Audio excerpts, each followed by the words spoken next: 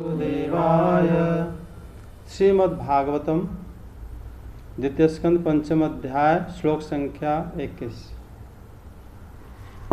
कालं कर्म स्वभावं च मायेशो मायया स्वया आत्मन्यादृच्छया प्राप्तं विभुभूषुरूपाददे।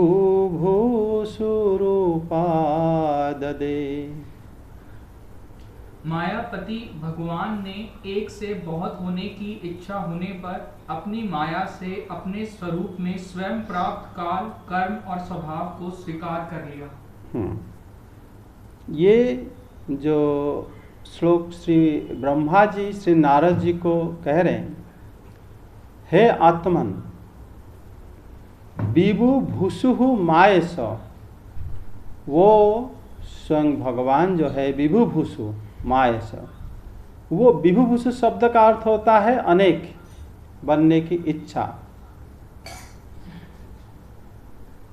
यदृच्छया प्राप्तम कालम कर्म स्वभावं च उपाददे। उन्होंने ये बताया कि उन्होंने जब अनेक होने की इच्छा करे तो अपनी माया से अपने स्वरूप में प्राप्त काल, कर्म और स्वभाव को स्वीकार कर लिया उन्होंने।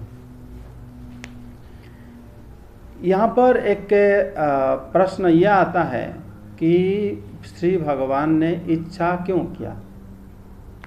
इच्छा कोई अगर करता है, अगर आपने इच्छा करा है कुछ चीज, आपने वो इच्छा जानबूझ के करते हो, है ना। मतलब आप जो इच्छा करते हो, आप जानते हो फिर इच्छा करते हो, या अनजान से इच्छा करते हो। आप जान के ही इच्छा करते हैं। मतलब हम अपनी ज्ञान से जगे हुए जब स्वस्थ रहते हैं, या स्वस्थ मतलब जब आप जागरूक रहते हो, ऐसा नहीं कि अनजान से आपके अंदर की इच्छा आ गया, लेकिन आप जब इच्छा करते हो बिल्कुल होश से इच्छा करते हो।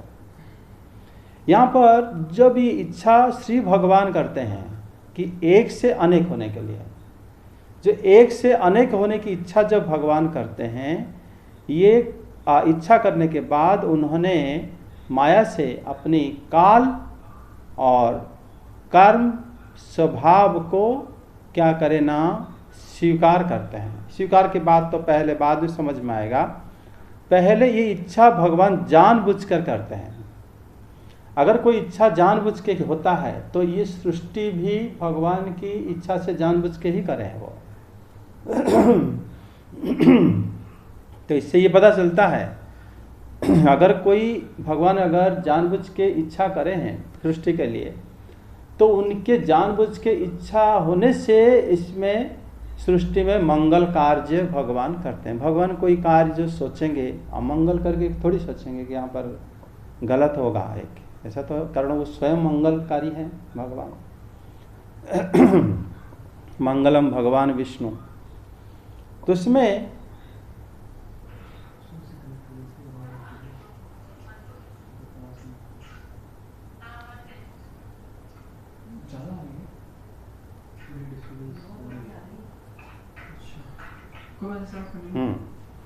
जिसमें ये जो भगवान जो इच्छा करे हैं, भगवान जो इच्छा करते हैं, इसमें लोगों की कल्याण के लिए ही इच्छा करें हैं।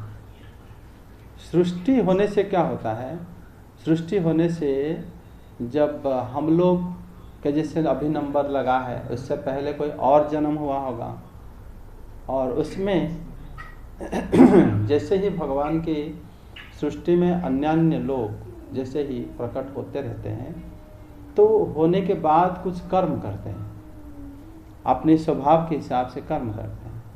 तो ये जो स्वभाव और जो उसका कर्म और काल के प्रेरणा से इसको श्री भगवान भी स्वीकार करते हैं, तभी सृष्टि आगे बढ़ता है। तो इसमें जब आगे बढ़ता है सृष्टि, तो फिर इसको मतलब श्री भगवान इस प्रकार सृष्टि करने की वजह से ही सृष्टि हो पाया, और अपनी माया के द्वारा ही उन्होंने काल, कर्म और स्वभाव को भगवान ने स्वीकार किया। अगर स्वीकार किया तभी सृष्टि संभव है, अगर स्वीकार नहीं करेंगे तो सृष्टि नहीं हो पाएगा। और सृष्टि वो जानबूझ के चाहे हैं इसीलिए सृष्टि के पीछे कुछ ना कुछ मंगल कारण है।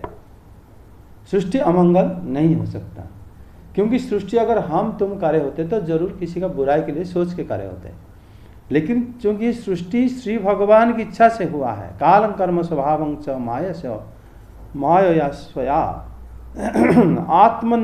आत्मन्य यदृच्छाया प्राप्तम, उनका इच्छा ही जानबूझ के जब अनेक होने की इच्छा हुए भगवान, तब ये सृष्टि करते। समझे? भगवान एक होते हुए भी अनेक क्यों होते हैं? अनेक होने के पीछे माया शब्द है, माया से ही अनेक दिखते हैं, लेकिन एक भगवान जो है एक है। आप देखो, कर्म, आप जो कर्म करते हो, काल समय के हिसाब से परिवर्तन जो हमारा होता है और जो हमारा स्वभाव, इसको भगवान ने पहले स्वीकार करे तभी हमारे अंदर ये सब आ पाता है। आप कोई भी वस्तु को देखते हो, ये जैसे आप इसी ग्रंथ को देखते हो और वो और आप, या आप मुझे देखते हो, मैं आपको देखता हूँ। आप एक वस्तु हैं और मैं भी एक वस्तु हूँ, आप मुझे देख पाते हो, और हमारे अंदर एक कोई है जो हमें बोध कराता है कि हम देख रहे हैं, है ना? समझा देता है कि हाँ आप उसको देख रहे हैं। हम दोनों के बीच जो जगह है उसमें भी कोई एक सहायता करता है, तब हम देख पाते हैं, है ना? आध्यात्मिक हो गए हम स्वयं, जो जीव जो भगवान को दर्शन करता है।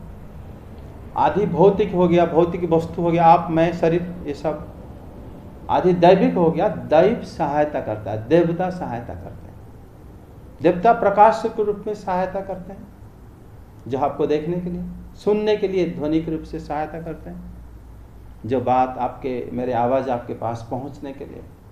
उस प्रकार आदि भौतिक, आदि दैविक, आध्यात्मिक, तीनों एक से आए हैं, और तीनों एक होने से ही हम समझ पाते हैं कोई चीज को। ये बात समझते हो कि नहीं? अगर आप कोई वस्तु को देखने निकले, अगर अंधेरा है, आप देख नहीं सकते, उसके लिए देवताओं की सहायता है, सूर्य आदि देवता, ये सब सूर्य के प्रकाश है, आलोक आदि। अगर आप उसको देखते हो, देखने के बाद सूर्य के प्रकाश से देखा और आप जिंदा हो तभी देख पाते हो, और वो वस्तु वहां पर है तभी देख पाते हो। तो तीनों अगर इकट्ठा नहीं हो तो आप किसी को देख भी ना पाए। उसी प्रकार कोई वस्तु सुनने के लिए, एक ध्वनि, कोई बोलने वाला एक है, ध्वनि उच्चारण करता है, और ध्वनि जो है, जो साउंड है, वो एक माध्यम से पास करता है, ये जानते हो। वो माध्यम देवता होते हैं, है ना? वायु देवता, मतलब हमारे पास पहुंचाने के लिए। तो जब हमारे कान में पहुंचता है, हमारे पास एक जीव है जो उसको सुन के समझ पाता है। और तीनों एक ना हो, तीनों अगर इकट्ठा ना हो तो हम उसको सुन भी ना पाए। तो जितना हमारा ज्ञान आहरण करने की बोध है, तीनों के ऊपर डिपेंड है, और तीनों भगवान ने स्वयं अपने आप को तीन रूप में विभाजन करे हैं, समझे? अगर वो तीनों नहीं होता, और तीनों एक से आए हैं, इसीलिए हम एक चीज को समझने के लिए तीनों चीज की जरूरत पड़ता है। तीनों एक दूसरे से अभिन्न भी है ना?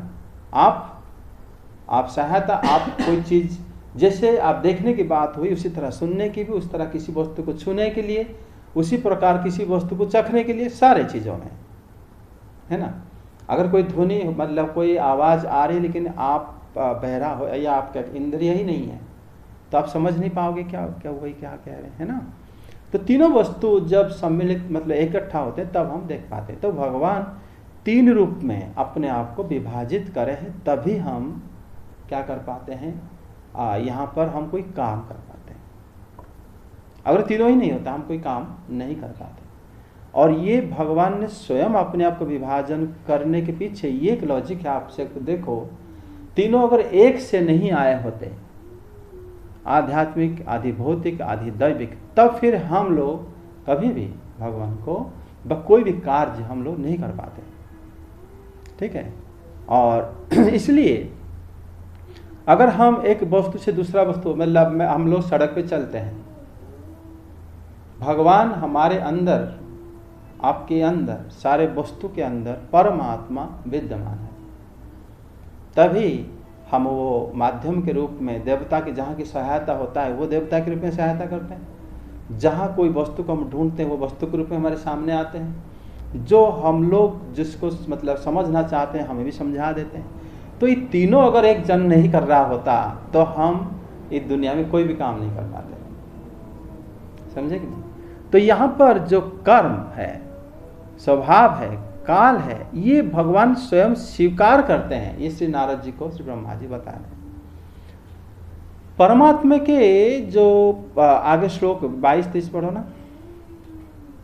रजोगुण और सत्वगुण की वृद्धि होने पर महतत्व का जो विकार हुआ, उससे ज्ञान, क्रिया और द्रव्य रूप तमह प्रधान विकार हुआ, वह अहंकार कहलाया और विकार को प्राप्त होकर 3 प्रकार का हो गया। उसके भेद हैं वैकारिक, तेजस और तामस। नारद जी वे क्रमशः ज्ञान शक्ति, क्रिया शक्ति और द्रव्य शक्ति प्रधान हैं। कौन सा श्लोक तक हुआ? 24 से 24। मतलब यहाँ पर श्री ब्रह्मा जी बता रहे हैं कि पुरुषाधिष्ठात कालात्, परमात्मा के द्वारा अधिष्ठित काल गुणों में क्या करा? न शोक पैदा करा।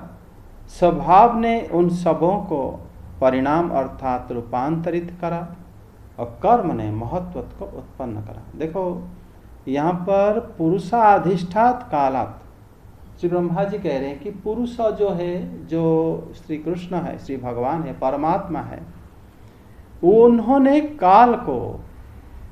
काल को अधिष्ठात ऐसे करा कि वो गुण में क्या करा? ना क्षोभ उत्पन्न करा, बा गुणों को विभाजन कर दिया।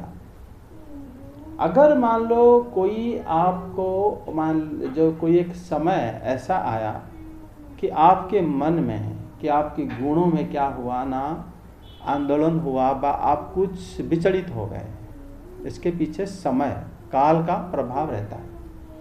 काल के अंदर क्या शक्ति है?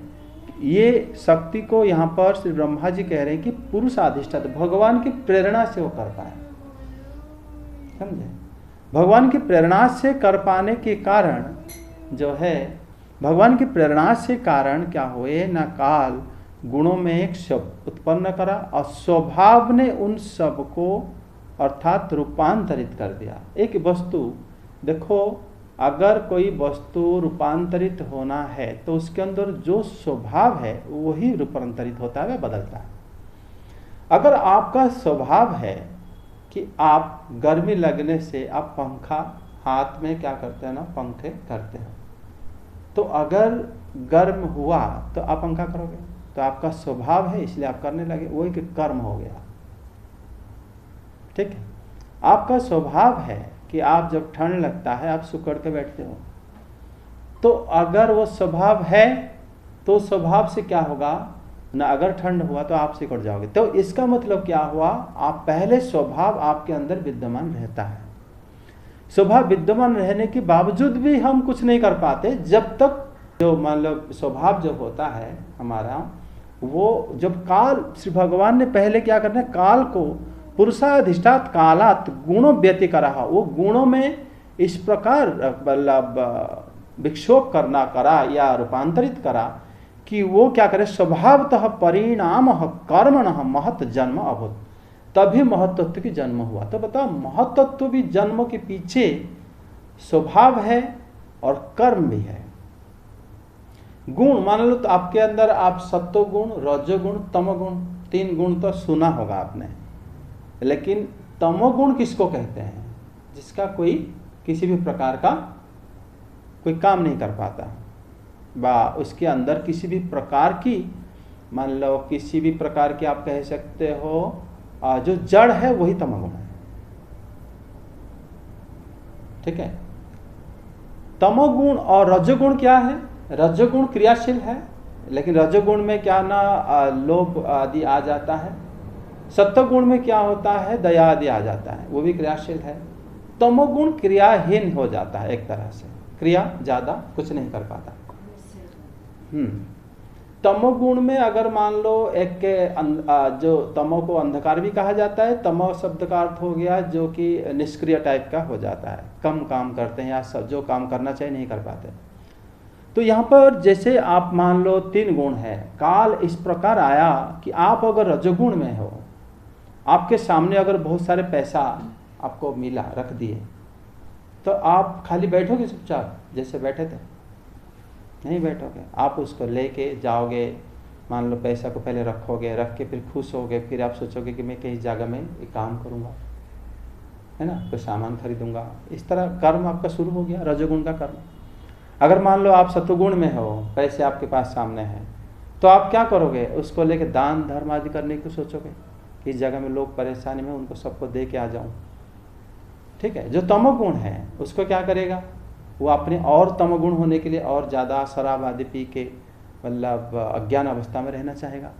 तो ये तीनों गुण उसके अंदर अगर व्यक्ति के अंदर है और उसके सामने कुछ रखा गया, तो उसकी स्वभाव के अनुसार वो कर्म करेगा। देखो, स्वभाव खुद एक कर्म नहीं है, स्वभाव तुम्हारा मतलब गुण का के भाव कह सकते हो, लेकिन जैसे जैसे तुम्हें कुछ मिला तुम उसी हिसाब से काम करना शुरू कर दोगे। तो स्वभाव, कर्म और काल, ये तीनों अलग अलग है।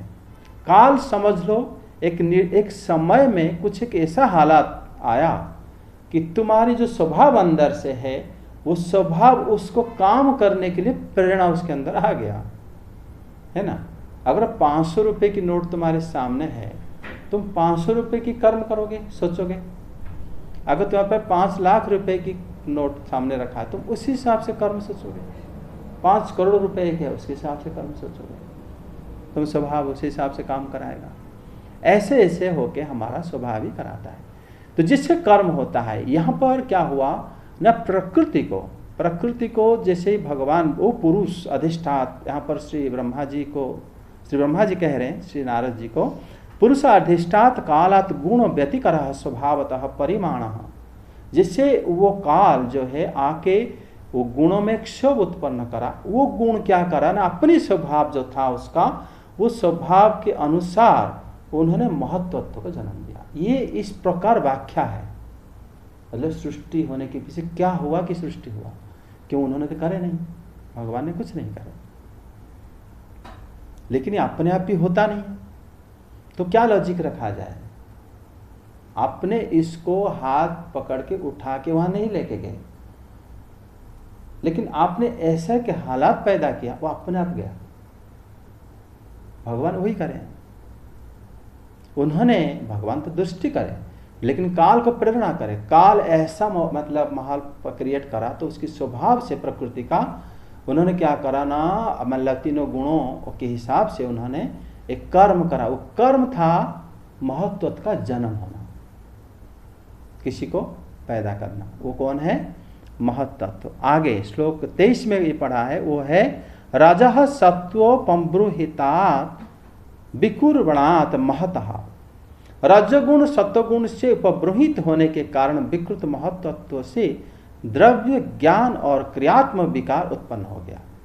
मतलब वो कह रहे हैं कि जो पहले जो काल आया था, उन्होंने क्या करा था ना, महत्त्व को न, काल जो आया था उन्होंने गुणों में क्या करा था ना, क्षोभ उत्पन्न करा था। श्लोक खोल लो 22 खोला, तो इसमें क्या होता है, जैसे ही वो 23 में देखो कि उसमें रजगुण और सत्वगुण से उपब्रूहित, राजा सत्व प्रब्रहितात विकुर्वणातात अविकुर्वणात् महतः तो तमः प्रधान द्रव्य ज्ञान क्रिया शक्ति अभवत्। उसमें क्या हुआ ना, रजगुण सत्वगुण से उपब्रहित होने के कारण वो विकृत महत्त्व से द्रव्य ज्ञान और क्रिया विकार उत्पन्न हो गया। महत्त्व सृष्टि हुआ कहाँ से, जैसे जैसे अभी बताया प्रकृति से सृष्टि हुआ। प्रकृति को काल ऐसे हालात पैदा किया था कि उसके अपने स्वभाव के हिसाब से काम करा उन्होंने। वो काम से क्या हुआ ना, महत्त्व का जन्म हो गया। महत्त्व के अंदर ये सब रहते थे, कौन, ये गुण, सारे गुण हैं। तो रहने के कारण फिर महत्त्व भी अपना जो खुद द्रव्य ज्ञान और क्रिया में बदल गया, क्योंकि वही गुण उसके अंदर भी था जो गुण से प्रकृति के अंदर था। लेकिन ये प्रकृति काम पहले क्यों नहीं कर पाती थी, क्योंकि उस समय वो हालात नहीं था। उस समय वो स्वभाव तो था लेकिन सुप्त था। प्रकृति पहले सुप्त अवस्था में रहती है, वो सृष्टि नहीं कर पाती। जैसे पुरुष क्या करता है, भगवान जब दृष्टि निक्षेप करके काल को प्रेरणा करते हैं, तो काल जैसे मतलब आता है तो फिर उसके गुणों में क्षोभ उत्पन्न होता है। तो उसके जो गुणों में जो स्वभाव है, वो स्वभाव की वजह से ये काम करती है। और जो जिसको जन्म दिया महत्व, तो उसके अंदर भी वही स्वभाव आ गया। तो उन्होंने क्या करा, न द्रव्य, ज्ञान और क्रिया शक्ति में को परिवर्तन कर दिया।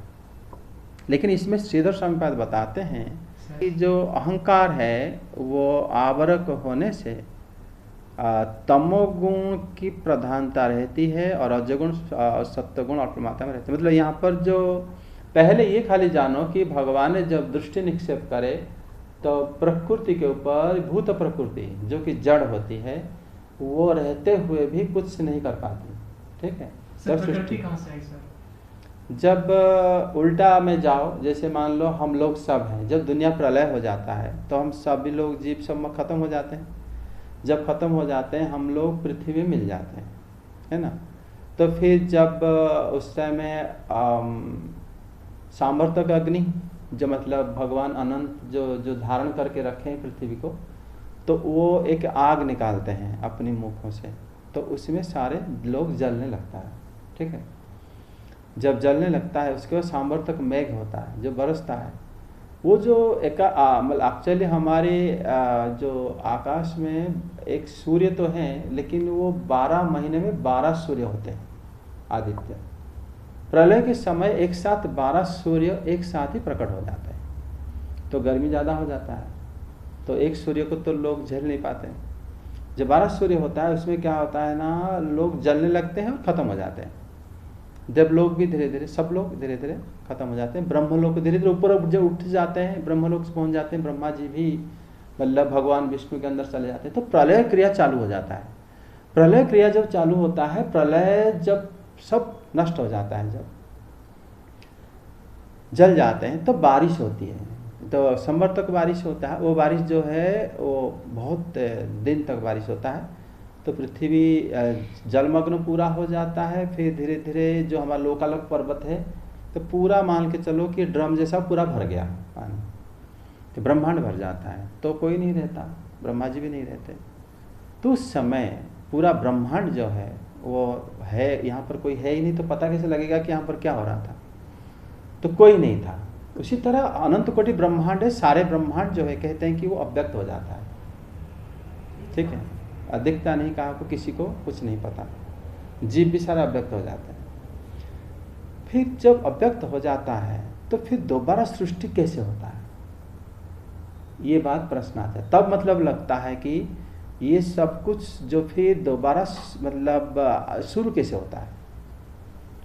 तब ये जो भूत प्रकृति अर्थात जिसको आप कहते हो मिट्टी, जल, पानी, वायु, अग्नि आदि, ये जो दिखता है हमें, ये एक प्रकृति है। उसके साथ साथ कर्मेंद्रिया भी एक प्रकृति है। कर्मेंद्रिया मतलब चलना फिरना, ये एक प्रकृति है। ये समझते हो कि नहीं? ये जीवात्मा आने के बाद वो चल सकता है, ये बात सत्य है। लेकिन जीवात्मा रहने के बावजूद भी कभी कभी कोई चल नहीं सकता, जैसे पेड़ पौधे आदि वो नहीं चलते, उसके अंदर जीवात्मा भी रहता है। पर्वत वगैरह भी ऐसा भी होता है। तो ऐसा जब हाल रहता है तो प्रकृति क्या करता है ना, प्रकृति किसी को भी जब उसके अंदर जीवात्मा का प्रवेश होता है तब क्रियाशील हो जाता है। जैसे आपके शरीर है, आप जब आप अगर आपके अंदर परमात्मा की वास है और इसीलिए आप चल फिर पाते हो, सारे काम कर पाते हो। जब वो चला जाता है, आपका हाल जो होता है ब्रह्मांड के हाल वही होता है। समझ में आ गया? तो ब्रह्मांड जैसे आप जब वो चला जाता है, आपके शरीर को क्या करते हैं वे, हमारे शरीर को क्या करेंगे? कुछ भी, कोई अगर हो जलाएगा, कोई नहीं जलाएगा, हमें क्या पता चला? तो नष्ट हो गया, अव्यक्त हो गया। उसी प्रकार ये दुनिया में सब कुछ अव्यक्त हो जाता है। जब शुरू होता है, श्री भगवान दृष्टि निक्षेप करते हैं। ठीक है, जैसे जल, हम कहते हैं जल हो रहा होगा, नहीं, जल क्या करता है, जहां से सृष्टि होता है उसके कारण से वो विलीन हो जाता है। जल सृष्टि हुआ था अग्नि से, अग्नि से विलीन हो गया। अग्नि सृष्टि हुआ था वायु से, अग्नि वायु में विलीन हो जाता है। वायु सृष्टि होता है कहाँ से? आकाश से, आकाश से विलीन। आकाश कहाँ से सृष्टि होता है? अहंकार से, अहंकार के अंदर विलीन हो जाता है। अहंकार कहाँ से सृष्टि हुआ? महत्त्व से, वो महत्त्व में विलीन हो जाता है। महत्त्व कौन है? कहाँ से सृष्टि हुआ? वो प्रकृति से सृष्टि हुआ था, वो प्रकृति के अंदर चला जाता है। तो उसी समय ना तो कोई रोशनी होती है, ना उस समय हवा होता है। तो सोचो जब बारिश स्टार्ट हुआ होगा तब भी अंधेरा हो गया होगा सब कुछ। उस टाइम आएगा कहाँ? आग नहीं तो रोशनी नहीं है, सूर्य चंद्र भी सब खत्म हो जाते हैं, पूरा अंधेरा में सारा लीला होता है। इस टाइम कोई भी नहीं होगा। जब सृष्टि होता है, श्री भगवान जब ये जगह में सृष्टि जब करते हैं, जब पहले बताया कि उन्होंने इच्छा करके सृष्टि करते हैं। सबसे बड़ी बात, ये प्रपंच है। इच्छा जब करें, उनकी इच्छा क्यों हुआ ना? हमारे उनकी इच्छा के पीछे हमारा, उनकी इच्छा के पीछे कल्याण है, मंगल है, क्योंकि वो मंगलमय है भगवान। तो इस सृष्टि मंगलमय होने की वजह से ही श्री नारद की प्रश्न है और श्री ब्रह्मा जी उनको समझाते हैं। मंगलमय सृष्टि है। तो मंगलमय सृष्टि में जब श्री भगवान सृष्टि करते हैं तो इस जगह में तो कुछ नहीं था। तभी उन्होंने जब महत्त्व को प्रकृति को दृष्टि निक्षेप करे तो काल को भेजे। वो काल को सदाशिव भी कहते हैं या भगवान शिव का एक रूप भी कहते हैं, महाकाल होते हैं। अब प्रकृति के साथ, क्योंकि भगवान स्वयं प्रकृति से संग नहीं करते, वो दूर रहते हैं माया से, लेकिन उनका जो प्रतिनिधि जो काल है वो प्रकृति से संग करता है। उसी से महत्त्व का जन्म हुआ, समझे। और इसमें सिद्धोर समीपाद की यह है कि महत्त्व खुद क्या हुआ ना, उसके अंदर भी हलचल होने लगा। क्यों ऐसे होने लगा?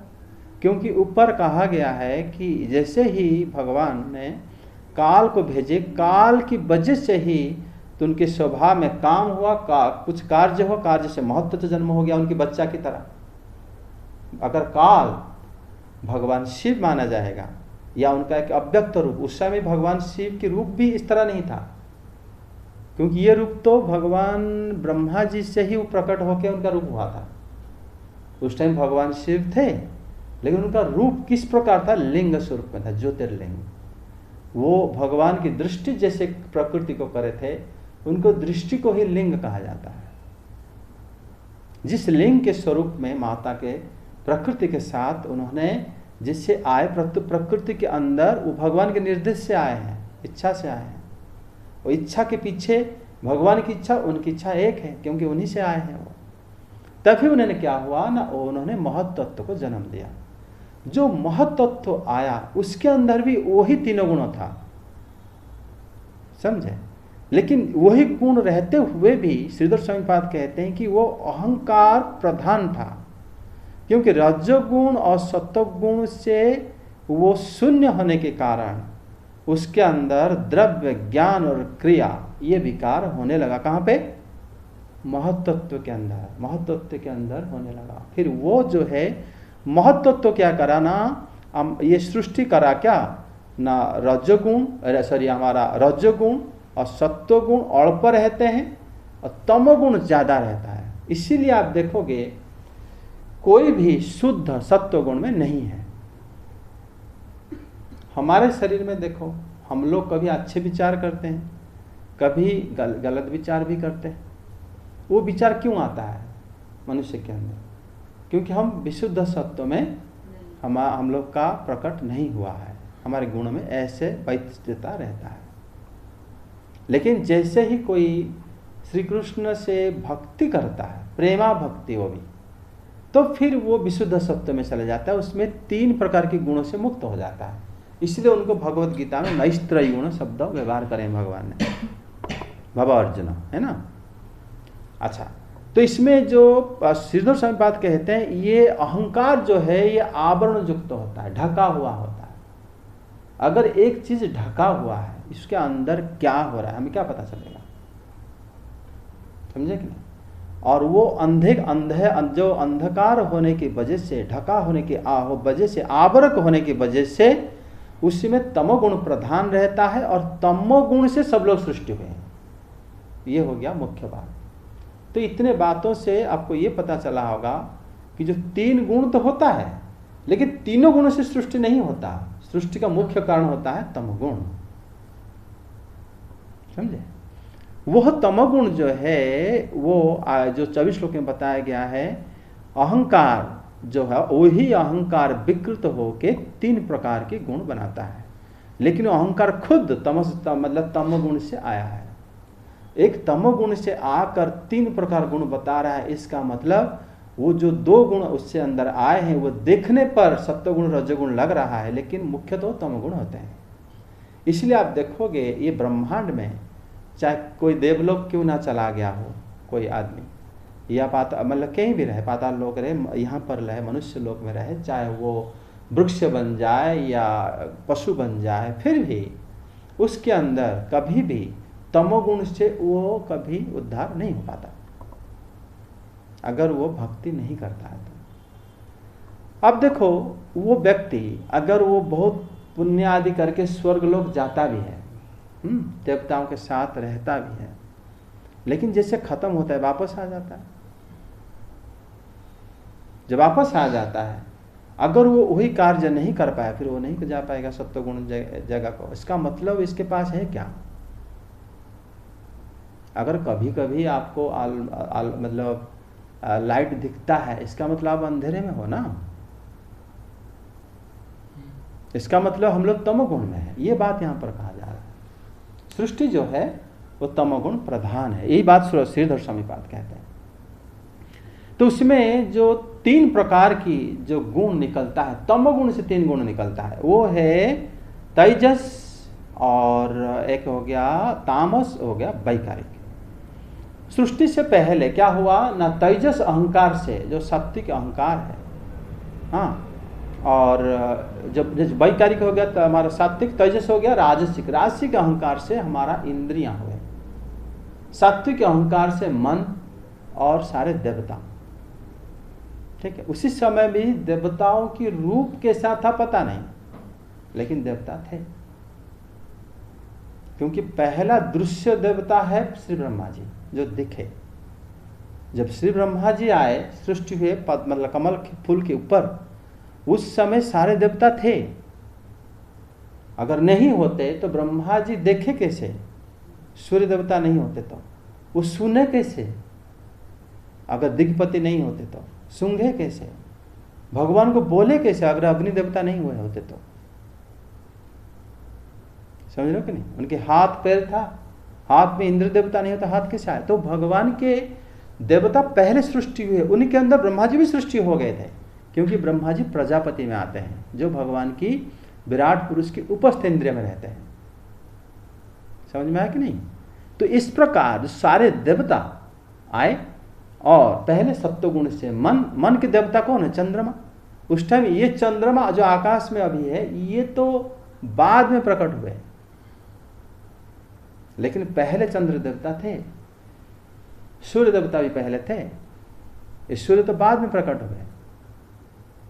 जब श्री ब्रह्मा जी कि वो किसी ना किसी कारण से प्रकट हो गए, जैसे भगवान शंभु पहले से थे लेकिन वो बाद में प्रकट हुए, सबका रूप बाद में धीरे धीरे आया। लेकिन पहले सृष्टि से पहले अगर ये नहीं होगा तो पहले किसको सृष्टि कैसे करेंगे? पहले श्री ब्रह्मा जी आएंगे भी तो कैसे आएंगे दुनिया में? समझे कि नहीं? तो उनके लिए भी हाथ पैर आंखें मुंह सब होना चाहिए। वो होने के लिए वो देवताओं की वहां पर उपस्थिति जरूरत है, समझे? और इंद्रियों की जरूरत है। इंद्रिय मतलब हाथ की जगह हाथ का काम हाथ का अलग है, पैरों का काम अलग है, आंखों का काम अलग है, सुनने का काम अलग है। ये सारे कर्मेंद्रिय ज्ञानेंद्रिय अगर नहीं होते पहले तो पहले किसी को सृष्टि करेंगे कैसे? इससे ये पता चलता है कि श्री भगवान जिन्होंने इनको सृष्टि करा है वो इससे अलग है, उनको इस प्रकार की मतलब इंद्रियों की जरूरत नहीं जैसे हम लोगों का है। समझे? तो पहले उन्होंने क्या करे, श्लोक 25 पढ़ो। सर ये हम कैसे माने सर क्या कि भगवान की इंद्रियां हमसे अलग है? ये सृष्टि से पहले, क्योंकि भगवान ब्रह्मा जी क्या बता रहे हैं कि वो पुरुष जब काल को प्रेरणा करा, वो आकर इसमें क्षोभ उत्पन्न करा प्रकृति में। ठीक है। तो जिन्होंने भेजा काल को, तो पहले भेज सकता है, उसके मतलब सारे इंद्रिया उनके पास था। तो हम ये भी नहीं कह सकते कि पहले से ही सब देवता थे और सृष्टि पहले से ही चल रही थी। ये क्योंकि ब्रह्मा जी जिस तरह बोले हम उसी के हिसाब से चलेंगे ना।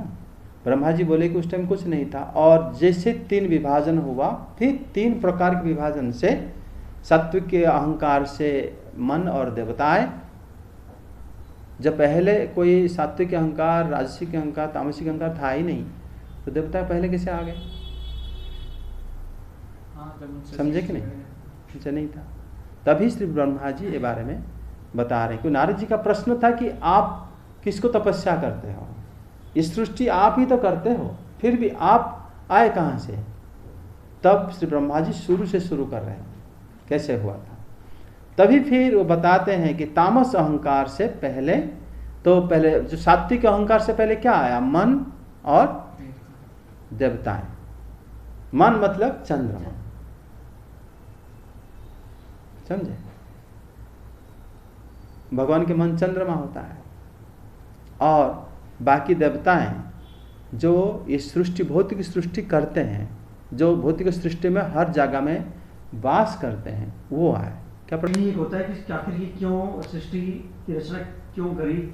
उससे उसका उन्हें उसकी क्यों करी, उससे पहले तो बता दिए कि भगवान ने एक से अनेक होने के लिए इच्छा करे, वो इच्छा ही मांगलिक इच्छा है, तो हमारे लिए वो फायदा करता है। ठीक है, और क्या प्रश्न है इसके ऊपर? इसका डिस्कस कर लेते हैं। कि इसमें बताया कि हमारा जो शरीर जो हुआ है, ठीक है, जैसे देखो अगर सृष्टि में हमें बॉडी एक शरीर चाहिए, है ना, ये शरीर जिसमें बनेगा, जैसे रक्त मांस हड्डी वगैरह बनेगा, वो बनता है पृथ्वी, जल, अग्नि, वायु से बनता है। ठीक है, बनने के बाद आपको कैसे पता चलेगा कि पैरों में चलते हैं, हाथों में सामान को लेते हैं, रख देते हैं? उसके लिए इसके अंदर कुछ एक फिट होगा जो ये काम करेगा, उसको कर्मेंद्रिय कहते हैं, समझे? कानों से सुनेंगे, नाक से सूंघेंगे, ये जो इंद्रियां हैं, सेंसेस हैं, वो अगर नहीं होगा, खाली बॉडी होने के बाद भी हम लोग क्या है, रोबोट की तरह, एक डॉल की तरह खड़े रहेंगे, है कि नहीं? जैसे कपड़े दुकान में एक स्टैचू खड़ा रहता है, उस तरह रहेंगे, और क्या कर सकते हैं? बॉडी तो हो गया। जिसका मतलब सेंसेस भी जरूरी है कि नहीं? वो सेंसेस जो इंद्रियां है कहाँ से आएगा? रजगुण से आएगा, समझे? कौन सी बात? सेंसेस जरूरी है कि नहीं? जो बॉडी बना है वो कहाँ से आया है? पृथ्वी, जल, आकाश, ये हो गया तमोगुण से। जो अंदर जो सेंसेस है, इंद्रियां हैं, वो कौन है? वो रजगुण से आया, वो काम करना है। फिर देवताओं की क्या काम? इंद्रिया तो काम कर लेगा। पहले मैंने बताया था देवताओं की काम यह है, जब देवता नहीं रहेंगे तो इंद्रियां वो काम नहीं कर सकते। देवता खाली हाथ के अंदर नहीं रहते, बाहर रहते हैं, समझे? इसके मतलब क्या हो गया कि जैसे हम लोग कोई वस्तु देखने के लिए सूर्य की जरूरत है, वो सूर्य अंदर भी है, आंखों के अंदर देवता के रूप में, बाहर भी प्रकाश रूप में हमें सहायता करता है। तभी हम क्या करते हैं ना, देख पाते हैं। लाइट डिटेक्टिंग सेल जो है वो भी सूर्य की प्रकाश, मतलब सूर्य की उसके अंदर रहता है, वास रहता है, तब भी तो वो लाइट को कैच कर लेता है। ठीक है, और हम रहते हैं आध्यात्मिक रूप में समझने के लिए, समझे? तो वहां पर देवताओं की आवश्यकता है, नहीं तो हम लोग नहीं जान पाएंगे। देवताओं की आवश्यकता है, इंद्रियों की आवश्यकता है, शरीर की आवश्यकता है। तो 3 चीज तो भगवान ने करे। अगर वो नहीं करे होते तो सृष्टि शुरू कैसे होगा? और शिवा इसके ऊपर और क्वेश्चन कर लो, क्लियर हो जाएगा। बोलो। जैसे सारी चीजें प्रकृति से आई है, तो प्रकृति कहाँ वास करती है, और वो मतलब कहाँ से आई? प्रकृति कहाँ वास करती है, तुम्हारा ये प्रश्न। प्रकृति कहाँ से आई? प्रकृति जो भूत प्रकृति, पहले ये श्लोक जब शुरू हुआ वहाँ बताया गया था, उसके ऊपर भगवान काल को प्रक्षेपण करें या काल को भेजे, या भगवान श्री कृष्ण से या श्री विष्णु से प्रकट होकर प्रकृति के पास गए। ये है ना स्वभाव। इसका मतलब प्रकृति पहले थी।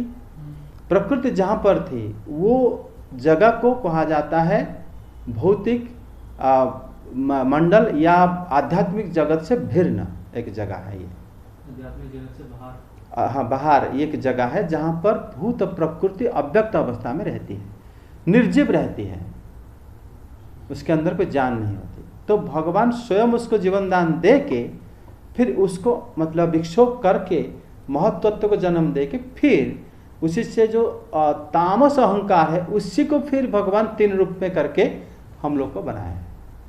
प्रकृति से फिर ये जो अभी भौतिक संसार है ये प्रकृति से ही बना है। ऐसा नहीं है भौतिक संसार बन गया और अभी भी प्रकृति जो है वो कहीं अलग जगह पे विराजमान हो रखी है, विराजमान हो रखी है, मतलब अध्यात्म। हाँ क्योंकि हाँ नहीं बाहर नहीं, सीमावर्ती स्थान पर विरजा नदी के स्थान पर, जहाँ पर प्रकृति विरजा नदी होता है हमारे ब्रह्मांड के बाहर वाला आवरण, भागवत 10वें स्कंद में है वो बात, ठीक है। तो प्रकृति अगर मान लो जैसे पृथ्वी बाहर है, हमारे घर के बाहर है और हमारे बॉडी के अंदर भी है, जल बाहर भी है और हमारे शरीर के अंदर जल है। हम जो उल्टी करते हैं बाथरूम जाते हैं पानी अंदर नहीं है तो कहाँ से आया। हमारे जो बाहर भी अग्नि है, हमारा शरीर में अग्नि है, अगर नहीं होता तो हमें बॉडी गर्म हो जाता है, ठंडा हो जाता है, कहाँ से आता है बोध। बाहर भी वायु है, हमारे अंदर भी वायु है, हमने तो सांस कहाँ से लेते हैं। बाहर भी क्या है, जो आकाश है खाली जगह, हमारे शरीर के अंदर भी खाली जगह है, आकाश है। तो जो वस्तु हमारे शरीर में होते हुए बाहर रह सकते हैं, उसी प्रकार सृष्टि होते हुए भी प्रकृति क्यों नहीं रह सकती, जहां से सब कुछ आया है। और क्या प्रश्न है बोलो। इसको जितना प्रश्न करोगे उतना ज्यादा क्लियर होगा। आपका प्रश्न बोलो क्या, कि सृष्टि क्यों हुआ, आप वही प्रश्न पूछ रहे। सृष्टि इसलिए हुआ क्योंकि आप अगर ये शरीर, आप जैसे मान लो एक बड़ा दुकान खोले हो, अगर सृष्टि नहीं हुआ होता दुकान कैसे खोलते पता नहीं, अगर मान लो आप नहीं होते तो आप दुकान कैसे खोलते। दुकान का सामान अगर नहीं मिल रहा होता तो दुकान सामान आता कहाँ से। तो आपके लिए तो कारण है, हमारे लिए सृष्टि हुई है। हाँ, और किसके लिए हुआ है। आप अभी जिस काम में कर रहे हो घरों में, अगर सृष्टि नहीं हुआ होता तो आप वो काम करते कैसे। आप उसी काम के लिए जीते हो, आप सोचते कल मैं वो करूंगा। अगर वो नहीं होता तो आप नहीं होते तो वो काम कैसे होता। वो काम ही आपका स्वभाव है। लेकिन जब इसके ऊपर चर्चा होता है, जैसे श्री ब्रह्मा जी यहाँ पर जो बोल रहे हैं, ये चर्चा के पीछे क्या है ना, श्री भगवान का ये उद्देश्य है कि ये लोग, जो लोग भी सुनेंगे मेरे बारे में, तो वो अपना जो ये स्वभाव से मुक्त होकर मेरे पास आएंगे, जहाँ पर वो कभी भी यहाँ पर कष्ट अनुभव नहीं करेंगे। स्वभाव से मुक्त होकर असली मकसद सर भगवान के पास जाना है। हाँ, तभी तो चर्चा हो रहा है। चर्चा क्यों होता है, एक विषय पर चर्चा क्यों होता है। चर्चा तब होता है ताकि हम उससे बचाव कर सके। तो हम पे दया की है भगवान। दया करे, इच्छा तो दया से आता है, क्योंकि भगवान स्वयं मंगलमय होने के वजह से ही वो हम लोग के लिए ही सृष्टि करे हैं, ये समझना चाहिए। समझे कि नहीं। सृष्टि नहीं करेंगे तो हम कहाँ पे होंगे, हम अव्यक्त अवस्था में रहेंगे। ये भगवत गीता में है, भगवत गीता में शायद 15वां अध्याय में है। पोजीशन में रहेंगे हम, कहाँ पे होंगे, प्रकृति के अंदर ही रहेंगे ना। हाँ, हम लोग बाहर नहीं जा पाते हैं। हमें क्या कष्ट होंगे उसके अंदर, कुछ कष्ट नहीं होगा। तो भगवान रहने दो हमें ऐसी। हाँ, हमें क्यों इतनी सहूलियत या कह लो कि हमें परेशान करने के लिए भेज दिया। परेशान करने के लिए कहाँ भेजा। आपको लगता है कि आप परेशान हो।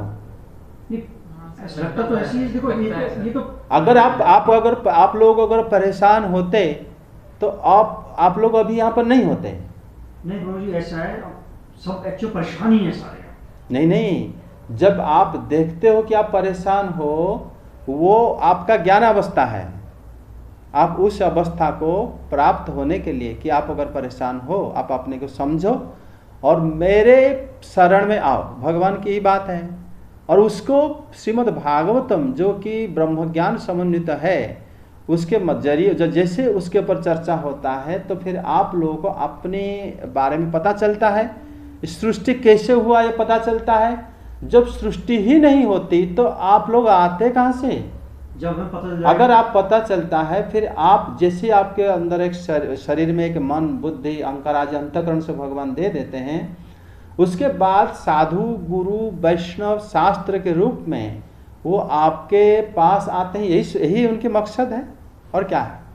नहीं, जैसे आप भगवान ने हमें जो है पृथ्वी पर उतारा है और हमें भाई ज्ञान करें, मुझे जाने। हाँ, हम भगवान को जान गए। भगवान को जान के हम कहाँ जाएंगे? भगवत धाम जाएंगे। अगर मान लो ये इस पृथ्वी में आत्मा तो जितनी है उतनी होगी ना। अगर सब लोग वहीं चले गए, सब लोग चले गए, तो फिर क्या बचेगा? कहाँ पर? सारी आत्माएं पृथ्वी में? कुछ तो रहेगा। पृथ्वी में, और यहाँ पे जाता कौन है? ऊपर कौन जाता है? कौन? भगवान के धाम। हाँ जी। ये बात ब्रह्मा जी आगे बताएं कि हमारे लोक से होते हुए भक्त जाते हैं और हम देखते रहते हैं और हम कुछ कर भी नहीं पाते। मतलब भगवान के धाम जब जाते हैं लोग, भगवत धाम, ब्रह्मा जी को ये बात की बड़ी खुशी होती है कि ये सृष्टि इसीलिए हुआ था और इसका सृष्टि का क्या कारण आप बताओ। और फिर आप एक प्रश्न पूछा कि जितना आत्मा है तो उतना है। आत्मा वास्तव में जीव जो है असंख्य है, असंख्य है। मतलब कि सारे चले गए हैं तो यहाँ पर कौन ऐसा कभी नहीं न, होता। इस यहाँ कोई रहने के लिए आप सोच रहे हो? हैं? मतलब आप सोच रहे हो कि यहाँ पर कौन रहेगा? भीड़ हो जाएगी वहाँ पे। नहीं मतलब भगवान ने इतनी वो क्यों करी कि ऐसे करेंगे, फिर यूं होगा, फिर बड़ा होगा, फिर यूं होगा, फिर यूं होगा, फिर यूं होगा। जिससे भगवान ने ऐसे क्यों करे, इनका क्वेश्चन है यही है कि भगवान ऐसे क्यों करे कि हम जो ये सृष्टि होगा और फिर उसके बाद मुझे जानेंगे, मेरे पास आएंगे, फिर इस तरह प्रोसेस आप क्यों कह रहे हो? हाँ। ये बात है आपके अंदर है। ये बात आप अपने बारे में सोचोगे, आगे भगवान श्री ब्रह्मा जी बताएंगे। आप अगर अपने को थोड़ा विश्लेषण करोगे कि आप कैसे हो अभी, तो आप जान जाओगे आप क्यों भगवान के धाम, भगवान की जरूरत क्या है हमें। पहली बात तो आप जानते हो, आप हमेशा खुश रहने की प्रयास करते हो या नहीं? एक चीज इसमें, जैसे उन्होंने जो क्वेश्चन किया था ना, वो सेम एग्जैक्ट क्वेश्चन उसमें जैव धर्म नाम की जो बुक है ना, उसमें लिखा हुआ है। बताओ। उसका आंसर मुझे पता नहीं है। बड़ा महान हूं मैं कि मेरा क्वेश्चन। जैव धर्म होता है क्या? हमारा अपना स्वभावगत धर्म, वो धर्म है भगवान के भक्ति करना। वो देते हैं क्या, भक्ति विनोद ठाकुर उनका रचयिता है। हाँ हाँ हाँ। आगे देखिए, अगर मान लो आप अपने बारे में सोचोगे तो आप देखो, आप अभी थोड़ी देर पहले कहते थे कि हम सब परेशान हैं, कहते थे ना। फिर आप कह रहे हो कि अगर सब चले जाएंगे यहाँ कौन रहेगा। तो वास्तव में आप अपने बारे में थोड़ी मतलब विचार करके देखा आप क्या कह रहे हो। पहले तो कह रहे हो कि हम लोग सब परेशान हैं। आप परेशान हो, फिर यहाँ रहेगा कौन, इस बारे में क्यों सोचते हो आप? नहीं, मैं कहने मतलब है सब भगवान को हजारों लाखों साल के अंदर सब भगवान को प्राप्त कर पहुंच जाएंगे ऊपर, तो बचेगा कौन? भगवान यहाँ किसको पर देखेंगे? भगवान किसको देखेंगे? ये किसको कहेंगे कि और ऊपर आओ, और कहाँ से इकट्ठा करेंगे लोग? भगवान जो है, जीव जो है ना, असंख्य होते हैं। आपकी सब चीज चलता रहेगा। हाँ, क्योंकि एक्चुअली जो जीव है अब ब्रह्मांड की तरह अनंत है। जैसे ब्रह्मांड अनंत है, जीव भी अनंत है। अनंत शब्द को हम लोग अपनी बुद्धि से नहीं कह सकते कि कितने हैं। तो पहली बात तो हम क्यों करते हैं भक्ति, या हम इस बारे में विचार क्यों करते हैं? जैसे आप अगर मान लो जब कोई बीमारी आपको हुआ है तो डॉक्टर आप उसी बीमारी के बारे में आपको बताते हैं। क्यों बताते हैं? कि ताकि वो आप उससे बच सको। तो श्री ब्रह्मा जी के ये जो बताने की श्री नारद जी के तरीका यही है कि आप जानो कि कैसे सृष्टि हुआ था। अब फिर जब हम जान जाएंगे हम सृष्टि में आसक्त नहीं होंगे। आसक्त ना होने से क्या होगा, मृत्यु हमारा सुखद होगा। मृत्यु सुखद होने से क्या होगा ना, हम सही मायने में हमारे मतलब जीने को क्या करें, सही मायने में हम लोग जीने को मतलब सुखमय बनाया है ना। भगवान का मेन उद्देश्य ये है कि हम भगवान को जाने और उनके धाम जाए। अगर भगवान के धाम चले जाएंगे तो वहाँ क्या होगा, क्या होगा, मजे करेंगे। हाँ, ये बात है कि आप क्यों ये प्रश्न कर पा रहे हो, आप इसलिए प्रश्न कर पा रहे हो क्योंकि आप उस बारे में सोचा ही नहीं है, आप सोच भी नहीं सकते, इसीलिए हम प्रश्न करते हैं। इसलिए आप क्या करना चाहिए, पहले हम उससे पहले आ जाते हैं कि हम कि जो स्थिति में है उस स्थिति से कैसे हम ऊपर उठना चाहिए, समझे। सर, हाँ, तुम्हारा क्या क्वेश्चन है? क्वेश्चन। हाँ कुछ सर, सबसे पहले हम प्रकृति में हैं, ठीक है। अगर हम प्रकृति में अव्यक्त अवस्था में, अव्यक्त अवस्था में हमें पता नहीं है, तो हमें वहां से यहाँ पे भेजने का क्या पर्पस है जब हम अव्यक्त अवस्था में? जो मनुष्य, हाँ, दुर्लभम मानुष जन्म दही नांग क्षण भंगुरम। जैसे प्रहलाद महाराज जी कहते हैं, यद्यपि अध्रुवम अर्थदम, है ना, कि कौमार आश्रित प्राज्ञ धर्मान भगवतानी दुर्लभम मानुषम जन्म। दुर्लभ जो भी मनुष्य जन्म के बारे में बोले हैं, चाहे पुरुष हो स्त्री हो, वो जन्म बड़ा दुर्लभ है। दुर्लभ शब्द कृपा से जुड़ा हुआ है। हमें कृपा मिला तभी हमको दुर्लभ कहा जाता है। कृपा से तुम्हें मनुष्य के शरीर मिला है, तुम लोगों को, हम सबको मिला है। क्यों? मनुष्य नाम सहस्रेषु, भगवान भी भगवद गीता में बोले हैं, कस्य जगति सिद्ध है। तो मनुष्य का इतना अहमियत क्यों है? मनुष्य शरीर आने के बाद वो भगवत धाम या भगवान के सेवक होना उचित है उसको। क्यों? क्योंकि उसका स्वभाव ही ऐसा है। अगर वो स्वभाव को छोड़ के कुछ और करता है तो बिना दुख के उसको कुछ नहीं मिलता, समझे कि नहीं। आप जो कर्म अभी कर रहे हो, कर्म करते टाइम आपको कर्म में थोड़ा और इच्छा और लालसाएं बढ़ता जाता है ना, क्योंकि रजोगुण में आप लोग रहते हो, इसलिए आप चाहते हो कि अगर आपके पास और पैसा आ जाएगा तो आप, हो सकता है आप ये भागवत सुनने ना हो, समय नहीं मिलेगा तो आओगे कहाँ से, है ना। तो उसी तरह जीवन आपका चला गया और मृत्यु आ जाता है। आप उसी समय अकेले हो जाते हो। जिन लोगों के लिए आप ये घर और ये धन संपत्ति इकट्ठा करा, वही आपको छोड़ देते हैं या आप उनको छोड़ देते हो। बात एक ही है, छोड़ना तो है, क्यों कोई किसी को छोड़े। तो लेकिन आप जब अलग हो जाते हो तब फिर आपको फिर दूसरे जगह में जब जन्म लेते हो, फिर क्या होता है, वहाँ पर फिर मेहनत शुरू करते हो, है ना। इस प्रकार हम लोग अनेक जन्मों में भटकते रहते हैं और कभी कभी हम अपना पैसा बढ़ाने के लिए पाप भी कर लेते हैं। जैसे हम पाप करते हैं वो पाप का दंड भी भुगतना पड़ता है कि नहीं। आप देखो, दंड यहाँ भी मिलता है, नहीं मिलता। और दंड नहीं मिलता तो ये इतने सारे फोर्स, कोर्ट कचहरी, जेल खाना क्यों रखा गया, बताओ। वैसे भी प्रकृति भी, हाँ, अगर आप ये आपको दंड दे रहे हैं तो उसी प्रकार जो जिस जगह से आप छुप छुप कर रहे हो, आप सोचते हो कि आप बड़ा साधु हो, तो आप फिर आपको दंड मिलेगा कि नहीं मिलेगा, मिलता है। तो फिर किस लिए काम करते थे, क्वेश्चन वही आ जाता है, मैं किसके लिए करा था।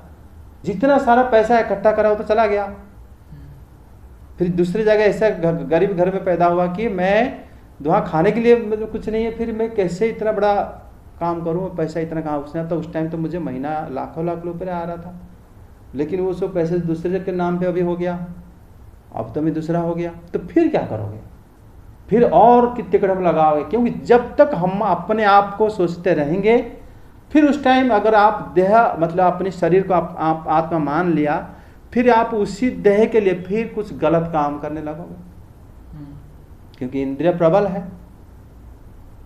जब आपको पता चलेगा कि यार इंद्रिय भी मैं नहीं हूं, मैं शरीर भी नहीं हूं, तो मैं क्यों पाप करूं दंड पाने के लिए, किस लिए। ये सुखदेव गोस्वामी पाद जैसे द्वितीय स्कंद में पहले नहीं बताया क्या चित्र नहीं पढ़ा है कपड़े पहनने के लिए, वो पहन लो। क्या यहाँ पर खाने के लिए, पानी पीने के लिए नदी वगैरह तो बह रहा है, तो पियोगे क्या कोई मारेगा? क्यों पी रहे हो पानी? और कोई मान लो फल की वृक्ष से कोई गिरा है, खा लिया, तो इस प्रकार भी तो जी सकते हो। तो ये जो जीने का जो राह तुम लोग ढूंढे हो, क्या अक्लमंदी है इसमें? और जो बंदा बिल्कुल नेचर के ऊपर डिपेंड है, वो क्या बेवकूफ है? बताओ बता दो। आपने जिस इंद्रिय को तृप्त करा वो इंद्रिय आपका नहीं है, वो आपको छोड़ देगा। पुरंजन उपाख्यान चतुर्थ स्कंध में पढ़ेंगे, वो सब उसको छोड़ देंगे।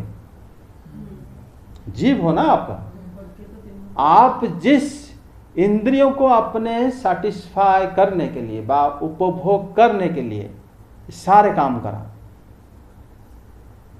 घर बनाया, शादी करा, अपने अच्छे किचन बनाया, अच्छा खाना खाया, अच्छे बिस्तर में सोया, वो सारा जिस इंद्रियों को आपने सुख पहुंचाया, वो इंद्रियां भी आपको छोड़ देंगे।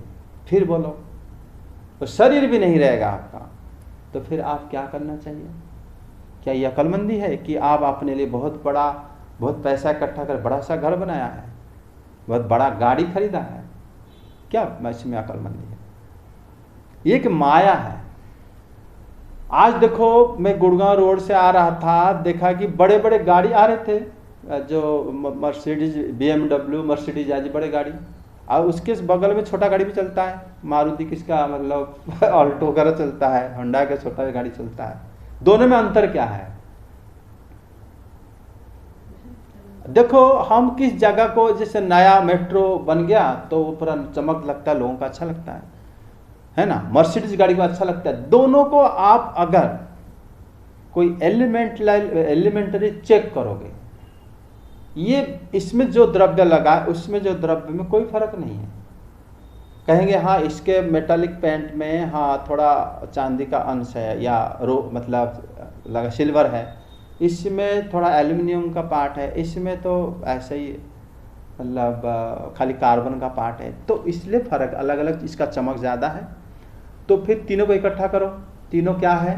तीनों मिट्टी से आए हैं, पहाड़ से, पर्वत, पृथ्वी से आए हैं। कि हमें गाड़ी दिखता, हमें उसमें पृथ्वी क्यों नहीं दिखता? बताओ। वो पृथ्वी हमारे शरीर में भी है। ये पृथ्वी बाकी जिसको सब परित्यक्त कर लेते हैं, वो पृथ्वी वही है, उससे वो बना है, हम उसको देखते हैं। ये माया नहीं तो क्या है? दिल्ली में हम बाहर निकलते हैं, देखते हैं कि बहुत मतलब लोग, भीड़ है, मेट्रो है, लोग अपने अपने कामों में व्यस्त हैं। उसमें भी आप देखोगे लड़की सज धज के निकलती है, सब घूरते हैं, लेकिन उसमें वो लड़की में उसको खूबसूरती दिखती है, उसके अंदर पृथ्वी तत्व क्यों नहीं दिखता? कि ये भी तो वही मिट्टी में जन्म जो मुझ में है, ये पृथ्वी जो बाहर पड़ा है उसमें, मुझ में, सब में है।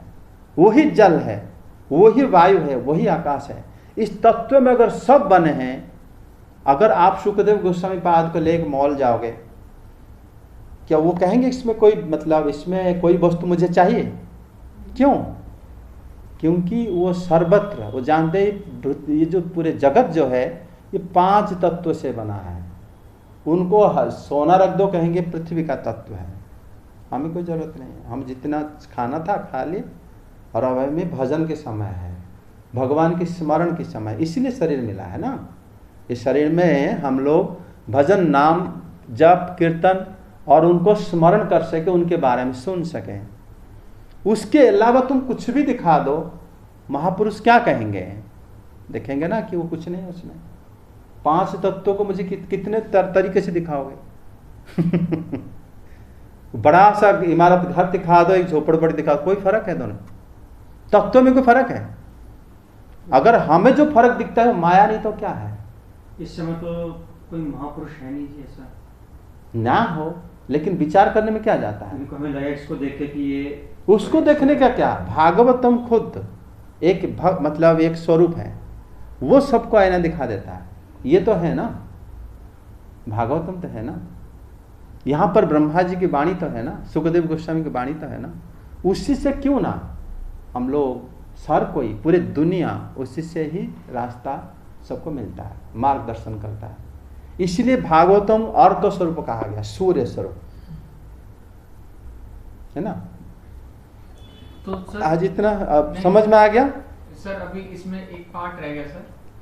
तो हमारा जो अव्यक्त होके हम इधर आए, अब इधर आके आपने बताया माया में हम भाग रहे हैं इधर से उधर और खुद ही ठगे जा रहे हैं। तो अगर हम अव्यक्त अवस्था में थे तो हमें क्या नुकसान था, ये जान। अव्यक्त अवस्था हमारा अवस्था नहीं है, क्योंकि हमको जबरदस्ती रखा गया था। और तुम जानते हो हमारा जो मन और बुद्धि और हमारे अंतःकरण के बारे में देखो, हमारी अहंकार और हमारी चेतना, उसके ऊपर होता है हमारी इच्छा, जिससे हम मृत्यु वर्ण करते हैं। दुनिया प्रलय हो जाता है। जब मृत्यु होता है हमें, हमारा सूक्ष्म शरीर जिसमें हाथ पैर आंख कान सब होता है, वो हम खाली शरीर को छोड़ के हम जाते हैं। जब हमारा दंड मिलता है, उस शरीर में दंड मिलता है।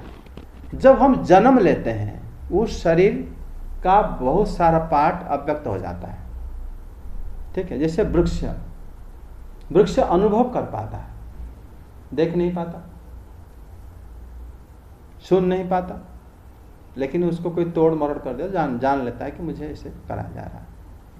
उसी प्रकार अगर आप अभी दो पैरों में चल रहे हो, अगर आप मान लो ऐसा है कि प्लांट बन गए सपोज बाहर, तो फिर आप चल भी नहीं सकते, पैर आपका गया।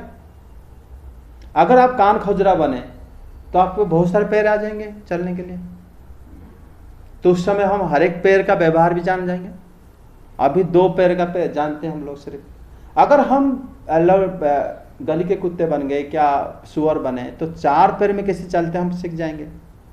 तो पैर हमारा दो होता है या चार होता है। इसीलिए जीव का कोई पैर नहीं, कोई कुछ नहीं है। उसको जैसा जिस जगह में मिल गया उसी को अपना समझ लेता है। ये होता है माया। ये ज्ञान विचार करने से ही आपको समझ में आएगा, और तभी फिर आप उससे उबरने के लिए कोशिश करोगे, तभी मनुष्य जीवन।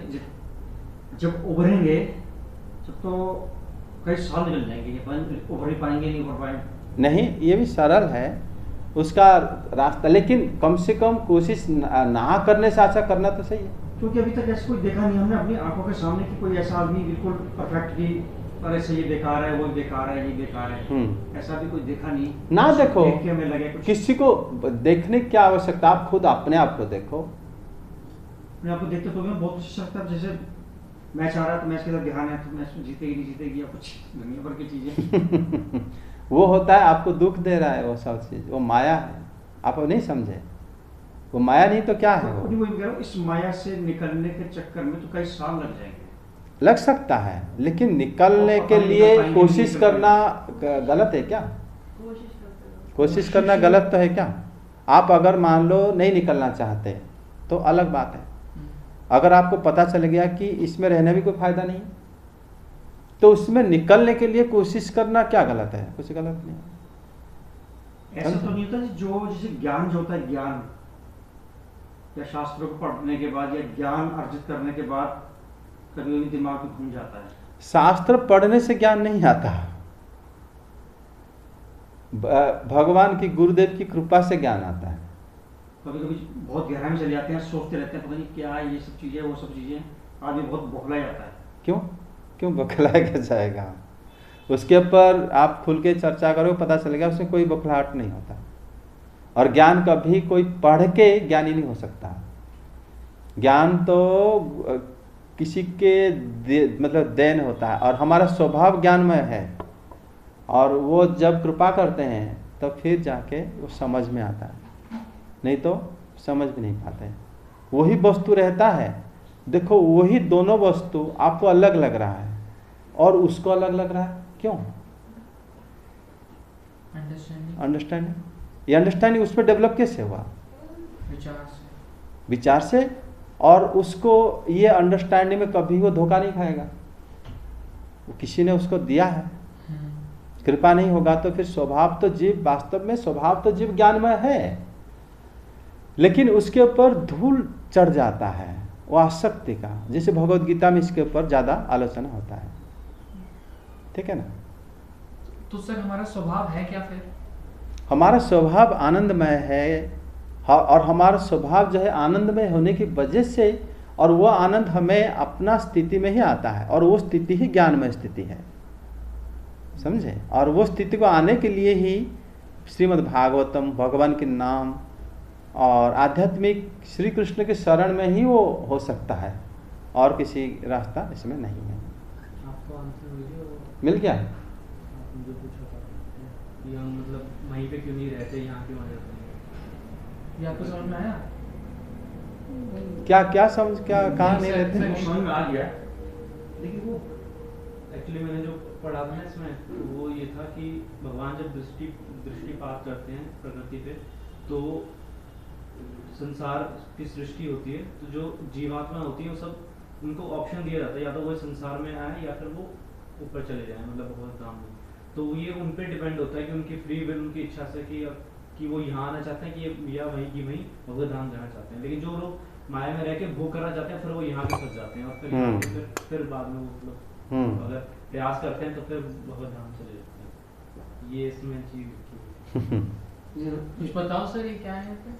नहीं, वो तो ये कि एक बारे में समय ऐसे आएगी मुश्किल, फिर पढ़ने से हो सकता है नहीं, ये जो आंसर बीच में इसको समझने से, विचार करने से समझ में आएगा, पढ़ने से नहीं है, क्योंकि किसी जगह में लिखा नहीं रहता, लिखा रहता है फिर हम समझ नहीं पाते हैं।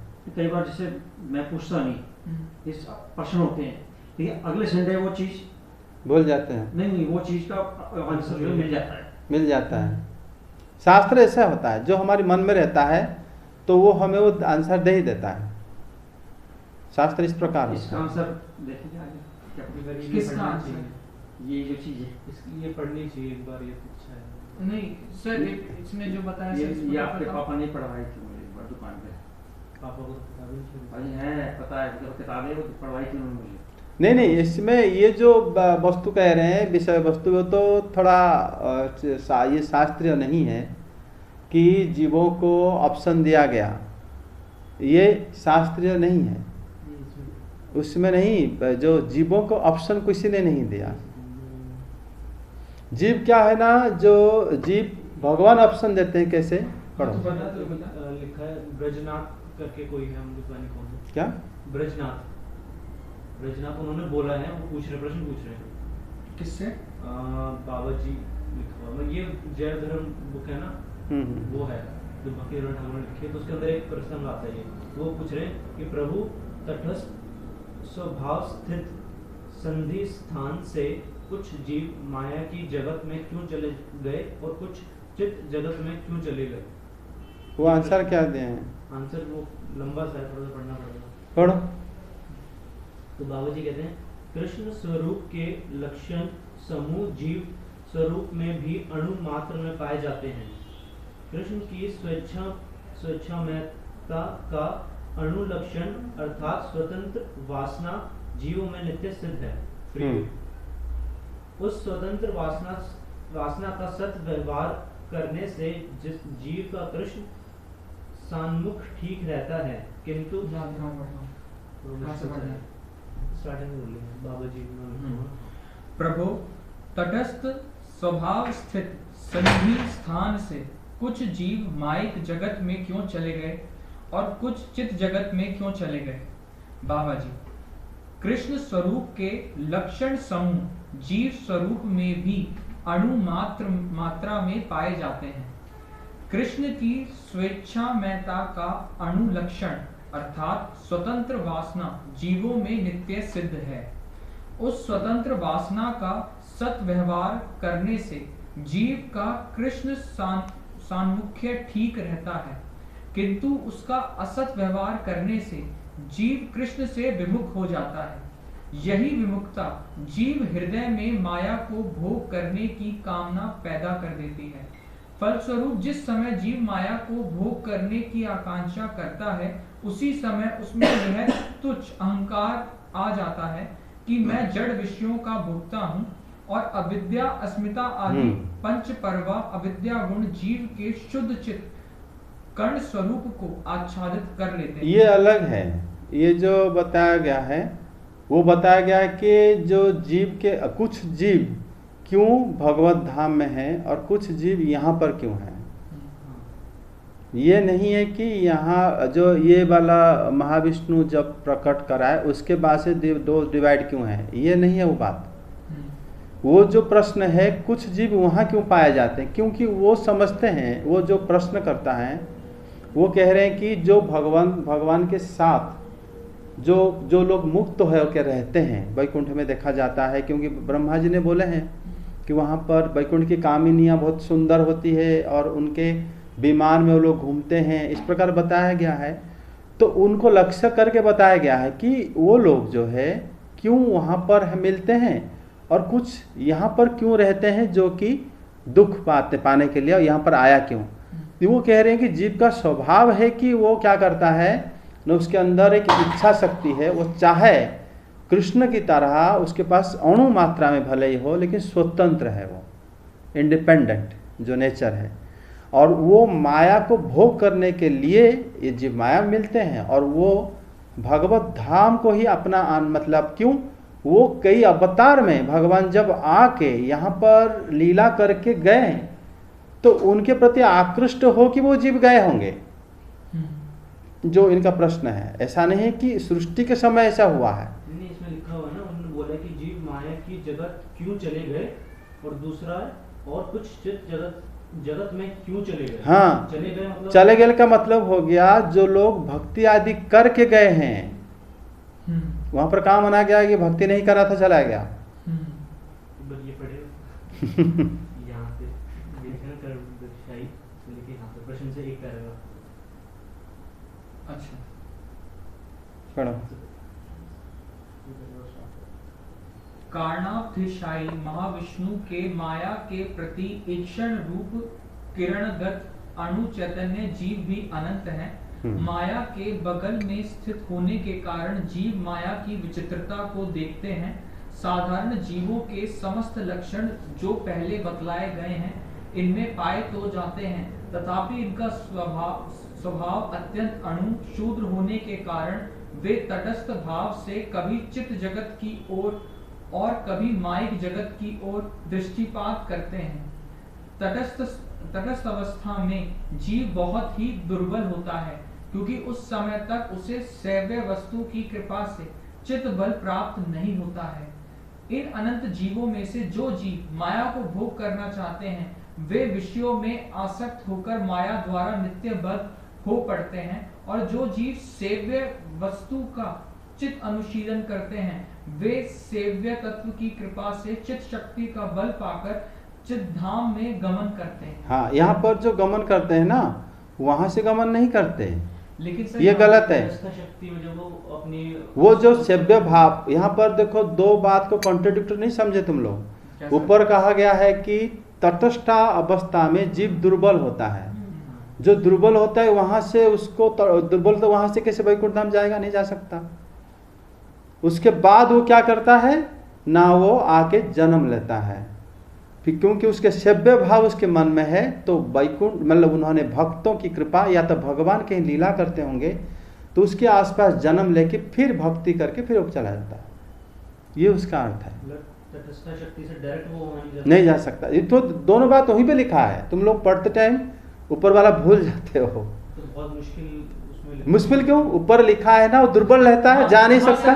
दुर्बल होता है मतलब जीव कैसे दुर्बल हो सकता है, मतलब दुर्बल है ये उसके, ना वो भगवत कृपा ग्रहण कर सकता है ना माया की मतलब कृपा भी ग्रहण कर सकता है, दोनों नहीं कर सकता। हाँ। इच्छा कर सकता है, इच्छा करने की वजह से जैसे वो इच्छा करता है कि मुझे वैकुंठ धाम जाना है, मुझे सेव्य तत्व लेना है, तो फिर उसी तरह उसको जन्म मिलता है। या तो किसी वैकुंठ कुछ धाम में भगवान लीला कर रहे होंगे वहीं पर जन्म लेता है आसपास, या तो किसी भक्त के पास या भक्त के घर में, इस तरह हो कि फिर उसके सेव्य भाव डेवलप करके भगवान धाम चला जाता है। अव्यक्त अवस्था में इच्छा कहाँ से करेगा कोई? इन्होंने ये वाला अवस्था अव्यक्त अवस्था नहीं है, जो अवस्था को लिखे हैं वो। हाँ, तो ये कौन सी अवस्था है? ये अवस्था है कि वो कह रहे हैं कि माया की बगल में रहने के कारण उसके भोग वासना आता है, तो अव्यक्त अवस्था में इच्छा सुप्त रहता है, जानते हो, हाँ इच्छा प्रकाशित नहीं होता। हाँ जी। जैसे सृष्टि होते हमारी इच्छा को देख के हमें शरीर मिलता है, हम इच्छा को देखते हुए अरे इसका इच्छा ये था, उसको इस जगह में इस जगह जन्म दे दो। ये लेकिन हो रहा है कि प्रथम सृष्टि के, मतलब जब महाविष्णु जब ब्रह्मांड सृष्टि करे, महाप्रलय के बाद वाली कथा है पता है, उसी समय किसी जीवों के अंदर अगर सेव्य भाव डेवलप हुआ है, वो भी उसकी इच्छा के अंदर रहता है, मुक्त नहीं हो पाया लेकिन इच्छा के रहता है, तो उसको फिर वैकुंठ धाम जाने के लिए व्यवस्था वहीं से होता है। अच्छा। भगवान तभी से सैंक्शन करते हैं इसको, वैकुंठ मतलब भक्त परिवार में जन्म दो इसको, तभी वो लोग जा पाते हैं। वहां से वहां जाने के लिए खुद वो मना करें, दुर्बल होता नहीं जा पाता। समझ कि परले होने के बाद फिर की बात है ये, है ना, तो वो लेकिन तुम्हें यहाँ का राइटिंग समझ में आया ना, राइटिंग भी वही लिखा गया जो भागवतम में है। तो वही तो बड़ी मुश्किल समझ में आ रहा है। हाँ देखो तुम लोग क्या ना भूल जाते, ऊपर लिख दिए थे वो कि जीव जो है दुर्बल है, जा नहीं सकता कहीं भी, फिर कह रहे हो वो लोग जो चाहते हैं सेव्य भाव वो चले जाते हैं, तो तुम सोचते हो वहां से वहां निकल जाते हैं, नहीं जा सकते। वहां से वहां नहीं जा सकते, इसलिए तो प्रॉब्लम होता है समझना। मतलब वहीं पर रहता है, माया हमें दिखाई नहीं देता, हमें उसको जगह को बताएगा नहीं कि शास्त्र को जब इस एक एक श्लोक को जब गोस्वामी लोग इसको देखते हैं, इसमें कितने अर्थ निकालते हैं भगवान की सेवा के बारे में, हम उसको कई मतलब साधारण लोग जो पढ़ेगा उसको कुछ समझ नहीं आएगा उसको, जबकि वहीं पर है सब कुछ है लेकिन समझ नहीं पाएगा। तभी वो सब क्या होता है ना, जब भगवान की कृपा होगा तब फिर आप समझ पाओगे उस चीज़ को, नहीं तो नहीं समझ पाओगे, वहां पर होते हुए हमें नहीं दिखेगा, समझे कि नहीं। जैसे अभी हुआ उस तरह होता है हर जगह में। कोई कीर्तन कर लेते हैं। राधा माधव कुंज बिहारी, राधा माधव कुंज बिहारी, जय गोपी जन वल्लभ गिरिवरधारी, जन वल्लभ गिरिवरधारी, यशोदानंदन ब्रज जन रंजन, यशोदानंदन ब्रज जन रंजन, यशोदानंदन ब्रज जन रंजन, यशोदानंदन ब्रज जन रंजन, यमुना तीरा वनचारी, यमुना तीरा वनचारी, जय राधा माधव कुंज बिहारी, राधा माधव कुंज बिहारी, जय राधा माधव कुंज बिहारी, राधा माधव कुंज बिहारी, जय गोपी जन वल्लभ गिरिवरधारी, जय गोपी जन वल्लभ गिरिवरधारी, यशोदानंदन ब्रज जन रंजन,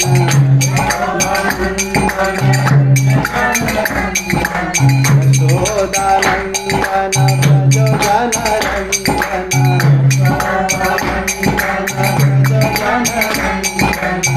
यमुना तीरा वनचारी, यमुना तीरा वनचारी, जय राधा माधव कुंज बिहारी, जय राधा माधव कुंज बिहारी, हरे कृष्णा कृष्णा कृष्णा हरे हरे, हरे राम राम राम हरे हरे, हरे कृष्णा कृष्णा कृष्णा हरे हरे, हरे राम राम राम हरे हरे, हरे कृष्णा कृष्णा कृष्णा हरे हरे, हरे राम राम राम हरे हरे, हरे कृष्णा हरे कृष्णा कृष्णा हरे हरे हरे राम राम हरे हरे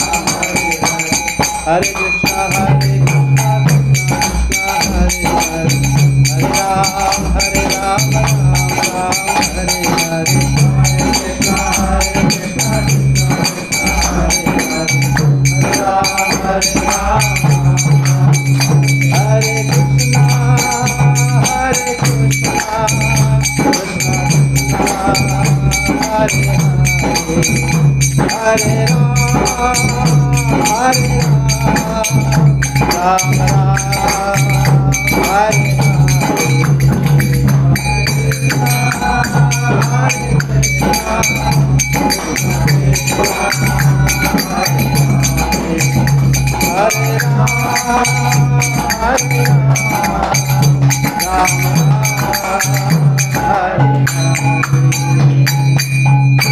जय हरिनाम संकीर्तन की जय।